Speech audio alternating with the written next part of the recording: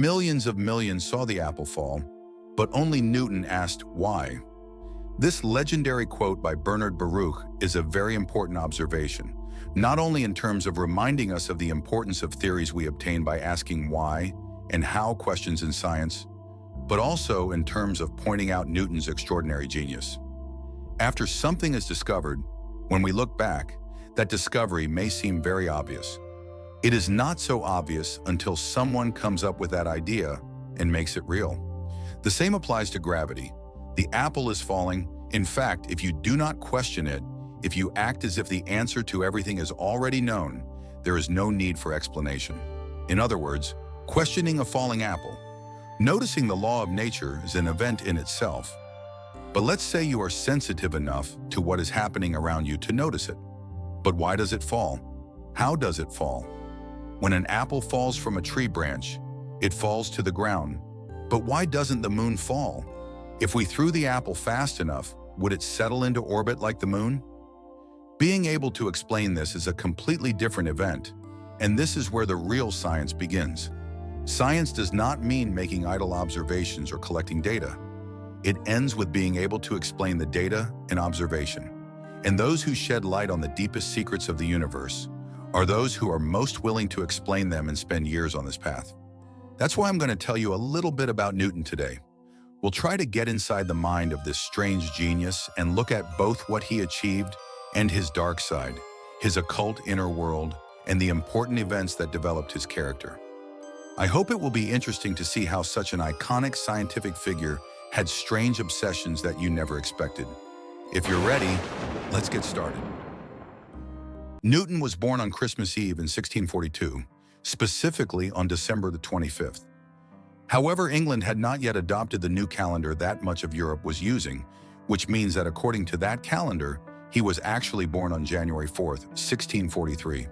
There was a full moon in the sky, and the baby was born 1 hour past midnight on Christmas morning. In other words, Isaac was born on a special day in the Christian faith. Newton would continue to believe in being chosen and special throughout his life, even if based on incorrect assumptions like this.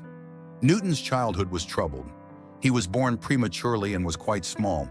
He was named after his father, also Isaac Newton, a rich farmer who died 3 months before his birth. The name Isaac comes from the biblical prophet, and according to the story, when God announced to Abraham and Sarah that they would have a child, they laughed in disbelief due to their old age and the impossibility of having children. Consequently, God commanded that the child be named Isaac, which means laughter or will laugh. However, Newton would not laugh much throughout his life. When he was just 3 years old, his mother, Hannah Asko, remarried a wealthy clergyman named Barnabas Smith and left Isaac to his grandmother. This abandonment profoundly affected him, caused him to hate his family, especially his stepfather. Years later, he even noted in a letter listing his sins that he had threatened to burn down the house with his mother and stepfather inside. From ages 12 to 17, Newton lived with William Clark, a pharmacist, where he developed an interest in chemistry and, more specifically, alchemy, as well as an attraction to Clark's stepdaughter, Catherine Storer. Ultimately, only his scientific interest would endure. He also attended the King's School in Grantham to study Latin, and his signature can still be found on a windowsill there today. By this time, his stepfather had died, and his mother wanted to take him out of school due to his low school grades and turn him to farming, which is a profession Newton despised. Fortunately, the master of school, Henry Stokes, resisted Newton's mother's request and had him return to school due to Newton's interest in science. Newton, who was motivated to put a boy who was bullying him in his place, soon improved his grades and increased his popularity at school with the sundials and windmills he designed. This pattern would continue throughout Newton's life. He would not stop until he had crushed anyone who challenged him. So when he finished school in 1661, at the age of 18, his grades were pretty good, and that's how he got accepted to Trinity College, which is part of Cambridge University. Still, at this point, no one was aware of Newton's potential, and he had not yet achieved any extraordinary success. However, with the guidance of his teachers, Newton did not limit himself to just Aristotle's teachings, as his colleagues did at university. He also studied contemporary physicists, mathematicians, and philosophers such as Descartes, Copernicus, Galileo, and Kepler. During this 4-year period, Newton's interest, knowledge, and mastery of mathematics and physics grew exponentially. However, his stubborn nature was also becoming apparent. For example, he bought an astrology book at a fair. At that time, astronomy was still in its infancy, and the study of the motion of celestial bodies was now dominated by astrology, which is now a completely pseudo-science. However, since Newton did not know enough geometry, he could not understand the movements of the stars. For this reason, he bought Euclid's legendary Book of Elements, but he considered it a pointless book and did not like it. Descartes' Book of Geometry caught his attention more, but this period, during which his appreciation of his predecessors was undeveloped yet, came as a slap in his face when he applied for a professorship at Trinity College in 1664. Dr. Isaac Barrow, who tested him, was astonished by Newton's deficiencies in geometry. This sharpened Newton even further, and by rereading the Elements, he realized that he had wronged about Euclid. Years later, in a letter to Robert Hooke, one of his fiercest enemies, he quoted a quote from Bernard of Chartres, describing his fellow scientists as dwarfs standing on the shoulders of giants.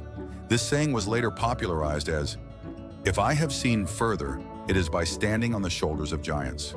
In other words, he was beginning to realize the importance of the cumulative nature of science.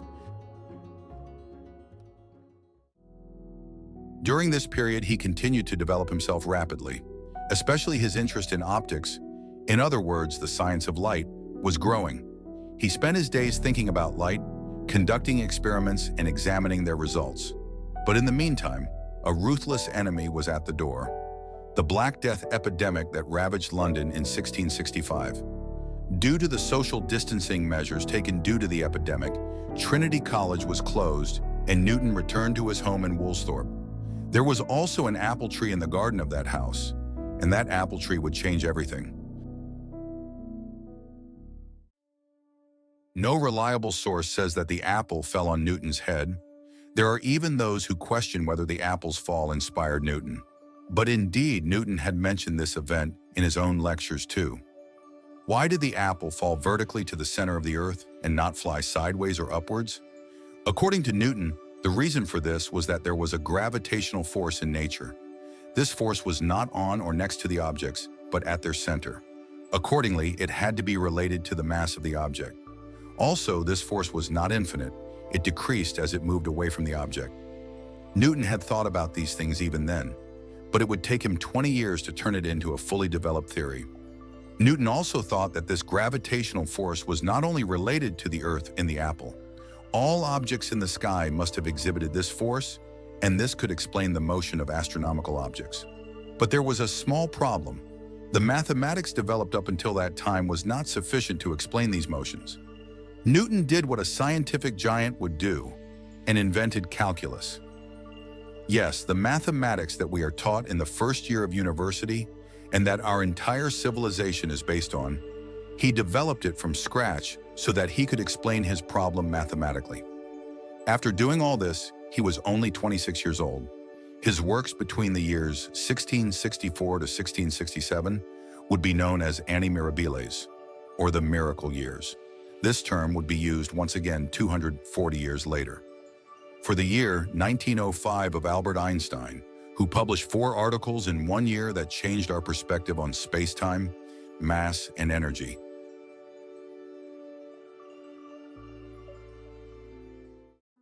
Meanwhile, Newton had also begun to push the boundaries of experimentalism. He did not accept anything that was not based on experimentation. For example, he did not trust optics textbooks when conducting studies on light. Once, in order to understand how our eyes perceive colors, he tried to change the shape of his eye by inserting a blunt needle under his eye. His aim was to establish a relationship between eye shape and color perception. Again, in an extremely dangerous manner, he covered one eye with his hand and looked at the sun with the other eye for long periods of time. This caused some damage to his retina and changed his color perception. But all these crazy studies would allow him to solve the secrets of optics. Most importantly, with the help of his optical knowledge, he invented the first reflecting telescope in history using mirrors. These telescopes, which are still used today, were 10 times smaller than the telescopes of that period, but they were still more powerful. In other words, thanks to his studies in optics, Newton would be able to follow objects in the sky better and reveal their laws of motion. All these achievements resulted in his appointment to the Lucasian professorship at Cambridge University in 1669. Newton, who became the second head of this chair, which would be led by Stephen Hawking 310 years after him, retained this title for 33 years. However, at the same time, the darkness within him was rapidly taking over his character. Newton was a cranky and strange man. For example, in 1671, he published an article in which he claimed that white light was a mixture of all colors, and that colors were formed by the refraction of white light. Today, we know that this is absolutely true. At that time, it was believed that colors emerged as a mixture of light and darkness. This unusual work was initially welcomed by many. However, in his article, Newton could not properly explain the experiment he conducted with prisms and the additional experiments he could conduct. When other physicists repeated his method, they could not get the same conclusion. Thus, reactions to Newton's color theory grew. Robert Hooke harshly criticized Newton and his methods. This was the criticism that would trigger Newton, who could not stand criticism and always believed he was right, to be buried in darkness. And at the same time, the main reason why Newton hesitated to publish his ideas about gravity for years was these academic criticisms of the scientific community, even if they were wrong. Remember, there is no theory of gravity yet. It is just an idea in Newton's mind. This is where Newton's dark nature showed itself. By the way, I do not use the word dark here in the sense of evil, as Newton researchers do, but in the sense of unknown or mysterious. Because although until the 21st century the public knew Newton only as a scientist, Newton, as you will see in a moment, was much, much more than that. First of all, Newton was born into an Anglican family and was an incredibly religious man. However, his perception of Christianity was quite incompatible with the mainstream Christianity of the time. For example, Newton rejected the Trinity of the Father, Son, and Holy Spirit, which was also at the heart of Anglican Christianity. But the reason for this rejection was not an ordinary philosophical position or a religious idea. Newton was obsessed with solving the secrets of the Bible. He believed that if he applied his experimental methods in physics to the Bible, all the secrets of God would be revealed. For this reason, he spent his days reading different translations of the Bible, identifying the inconsistencies between them and developing speculations based on these inconsistencies. In fact, for this very reason, he buried himself in the book of Revelation, which contains the most metaphorical expressions of the Bible. According to his own speculations, Satan had descended to earth in the 3rd century and convinced people to believe in the lie of the Trinity. In other words, according to Newton, there was no such thing as the Trinity. But whatever the reason, this belief was an unacceptable heresy for England at the time. Just think, Newton was the Lucasian professor at the time, the head of Trinity College, literally the College of Trinity. For this reason, he always had to hide his religious views. Yet deep down, he believed that there was only one image of God, that God created the laws of nature and ruled the universe in this way. According to Newton, understanding these laws would not only help us understand God, but would also bring balance to social life on Earth. Newton was interested in numerology, which is pseudoscience. In particular, as I have just said, he tried to predict when the apocalypse would come by using numbers and narratives in the Bible. He considered many possibilities for the year of the apocalypse, but the year 2060 particularly caught his attention. According to him, on this date, Jesus would return, reign over a global kingdom of peace. The corrupt Trinitarian Church, which he saw as Babylon, would collapse, and the true word of God would begin to be spoken freely. Also, according to Newton, the Jews would return to Israel, rebuild their temples, and the apocalyptic war would begin due to the occupation of Israel. Newton did not only believe in these and a much more complex theology that I cannot fit here, but he made very detailed explanations. For example, after Newton died, he left behind over 2,100 books, and 27% of them were theology. Mathematics and astronomy were only around 8.3%. Physics was around 3%. Don't forget that there were much fewer science books at that time, of course. However, we clearly know that Newton had a very deep attachment to theology and took this attachment to the level of what we would today call the occult. But that's not all. Of course, there is more. Alchemy, which he had been interested in since he was young, also affected his worldview. The basis of alchemy is the idea that less valuable elements, such as silver or iron, can be transformed into more valuable elements, such as gold. In fact, for this reason, alchemy studies were banned in England in the 16th century for fear that if everyone produced gold, the king's power would be taken away. For this reason, Newton kept his readings and research in the field of alchemy quite secret. In fact, as we have already explained, Newton was a very mysterious person. We can understand his inner world from what he left behind. For example, of the 10 million words written by Newton and that have survived to the present day, 1 million words, or 10%, were only about his work in alchemy. This was much more than what he wrote in the fields of physics or mathematics. In addition, 9.5% of his books were about alchemy. He was obsessed with the Philosopher's Stone, which is popularized today by the Harry Potter series. According to legend, this stone, or the energy represented by this stone, was used in the creation of the universe and still ensures the orderly functioning of the universe. In addition, this stone lies at the heart of transforming each element into another. For this reason, this Philosopher's Stone is seen as the Holy Grail of alchemy. Those who possess this stone would be able to rule time and live long lives. For example, Isaac, who gave his name to Newton, and his father Abraham, the founding fathers of holy religions, were believed to have lived very long lives because they possessed the Philosopher's Stone. In fact, today we know that we can transform one element into another. But this transformation does not occur through magic, spells, or miracles like the Philosopher's Stone, but through nuclear reactions known as fission or fusion, by atoms scattering or gaining neutrons and protons. For example, most of the elements in the universe emerge through fusion reactions under high temperatures and pressures in stars. But of course, none of these were known at the time. Newton couldn't discover the Philosopher's Stone during his lifetime either. In fact, the hundreds of thousands of words he wrote in this field were a big zero compared to what he achieved in the fields of gravity and optics. It was a jumbled mess of ideas and speculation. But no matter what, Newton's temperament and character were shaped around his belief in alchemy. We cannot even touch on all of Newton's absurd beliefs here. These are a summary that I have had to make extremely short. Because of his involvement with absurd and unscientific fallacies, economist John Maynard Keynes described Newton as, "was not the first of the age of reason, but the last of the magicians." Joking aside, alchemy nearly cost Newton's life and caused his early death.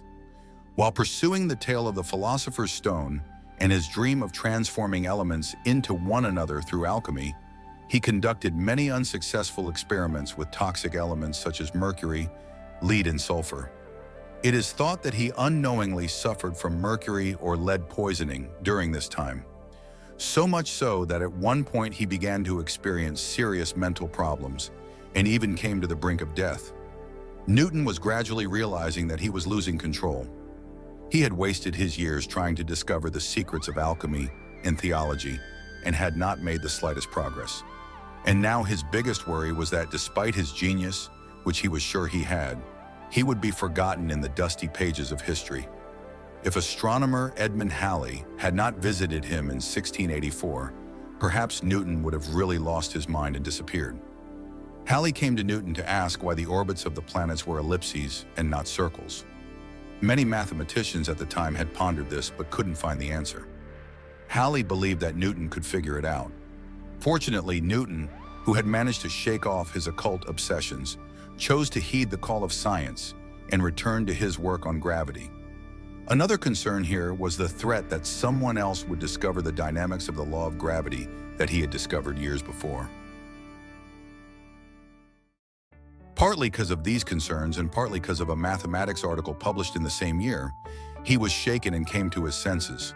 Newton's greatest invention up until that time, calculus, had been independently developed by the great German theorist Gottfried Wilhelm Leibniz. However, unlike Newton, Leibniz chose to announce his invention to the world in 1684. Newton, for the reasons I have explained before, had not published his work yet. Newton waited until 1693 to publish his work on calculus. In fact, he did not publish a full analysis until 1704. For this reason, Leibniz's calculus had already spread to continental Europe. As a result, both were describing the same mathematics. But this conflict developed so deeply and bitterly that the Royal Society accused the German Leibniz of plagiarism in 1699, and thus European mathematics was divided in two. This accusation was made when Newton was on his way to becoming president of the Royal Society, which we will talk about later.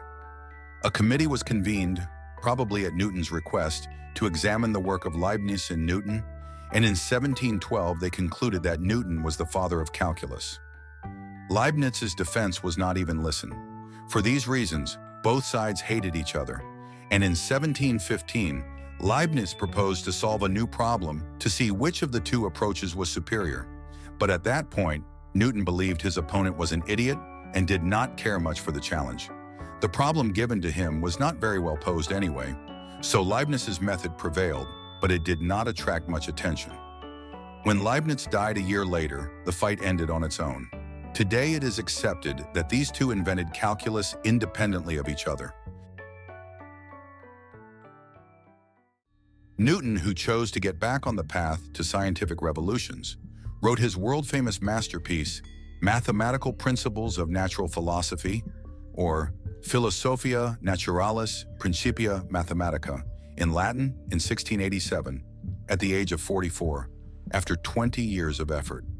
Science was at such an early stage that it was not even called science, it was known as natural philosophy. Principia revealed the mathematics of this philosophy, namely its own version of calculus, and succeeded in explaining gravity by declaring Newton's famous three laws. Thus, the branch of physics we know as classical mechanics was officially born, and a revolution in physics began. The English polymath Hooke, known as England's Da Vinci, began writing letters to Newton in 1679, at the peak of his field, and the correspondence between the two continued for years. Hooke claimed that he had discovered gravity a few years before Newton, and therefore should have been referenced in the Principia. You can't even imagine how much this angered a cranky man like Newton. Newton set his sights on erasing Hooke from history. At first, when Hooke opposed Newton, Newton was weak, while Hooke was strong. Now Newton was gaining fame as a scientific superstar, and Newton never hesitated to use this reputation. The only portrait of him that could survive to this day was hanging in the Royal Society, and Newton had that portrait of Hooke destroyed. Because of this ambition alone, we don't know exactly what Robert Hooke looked like. Newton was working hard and was destroying himself. In 1693, when he was about 50 years old, his mind could no longer handle this pressure, and he had a very serious psychotic attack. During this period, he declared that his few friends were plotting against him, that they were all devils and that they should die. Fortunately, he apologized to his friends when he felt better. At that time, English coins could be easily counterfeited, and so the country was in financial ruin. According to some estimates, 1 in every 10 coins on the market was counterfeit. His interest in alchemy would come in handy here. The government first appointed him to the management of the mint in 1696, and then directly to the head of the currency administration. Newton improved the situation greatly by fixing the characteristics of the money, such as weight, and minimizing the inaccuracies in the production of money. He also tracked down counterfeiters, had them punished mercilessly, and even had them hanged in the squares. In a way, Newton had found a legal way to vent his hatred against those who challenged him in his talents. But thanks to this success, he continued his duty as master of the mint until his death. When his political visibility was combined with his academic achievements, the doors of the Royal Society were also opened wide. He was appointed head of the society in 1703. At this point, Newton was completely obsessed with power and fame. He took too many risks and was incredibly rich. With this power, he crushed anyone who dared to stand against him. Just as he erased Hooke from the stage of history, he used his friendship with Halley to steal the star catalog of Halley's teacher, astronomer John Flamsteed, and publish it without his permission. Flamsteed did not want to publish it because he had not yet sufficiently verified his data. On the other hand, Newton did not care about his ideas and printed the books. Later, Flamsteed burned 300 of the 400 copies of the book and said about Newton, "If he has any sense, he will realize that I have done him and Dr. Halley a great favor." Finally, as I mentioned just now, Newton lived a life full of wealth and power throughout his life. But in 1720, Newton made a mistake that would be a lesson to today's investors, and I can't help but mention it. At that time, England had made an agreement with France to get rid of its debts and established a shipping monopoly in the South Seas in Central and South America. Instead of money, shares of this company were offered to people to whom the state owed money. Since there was a monopoly, the company's income would be very high, and this was presented to creditors as a good deal. Newton was among those who bought these shares. The name of the monopoly was the South Seas Company, and indeed its shares increased tenfold in a very short time. Newton acted wisely and sold his shares while the share price had increased, making a profit of $1.5 million in today's money. After he sold, the price continued to move upwards, and Newton, who fears being left behind, bought even more shares when they were at a record high. This was one of the first major economic bubbles in history, which known as the South Seas Bubble in financial history, and it practically burst in Newton's hands. When the bubble burst, Newton lost around $4.5 million in today's money. Some say it was $2 million, others say it was $20 million. It's a bit hard to determine, but it was a devastating loss in any case. Newton, who couldn't bear to lose, is said to have said after this loss, "I can calculate the motion of objects in the sky, but cannot foresee human madness." And according to his cousin, he never allowed anyone to use the word South Sea around him again. Despite this, when he died, he left a fortune of $1 or $1.5 million in today's money. Despite all this contrary and strange life, Newton passed away on March 20th, 1727, at the age of 84, as a great genius who made deep contributions to science. He could never solve the secrets of theology and alchemy, but also what he feared did not happen to him. He was not forgotten. When he died, he was seen as a hero who paved the way for modern science, and his name will most likely continue to be remembered even if millennia pass. Or, to end with the famous lines of the great poet Alexander Pope, "Nature and nature's laws lay hid in night. God said, 'Let Newton be,' and all was light." Thanks for watching, and don't forget to subscribe and like the video for more videos like this. Let's unlock the thoughts together.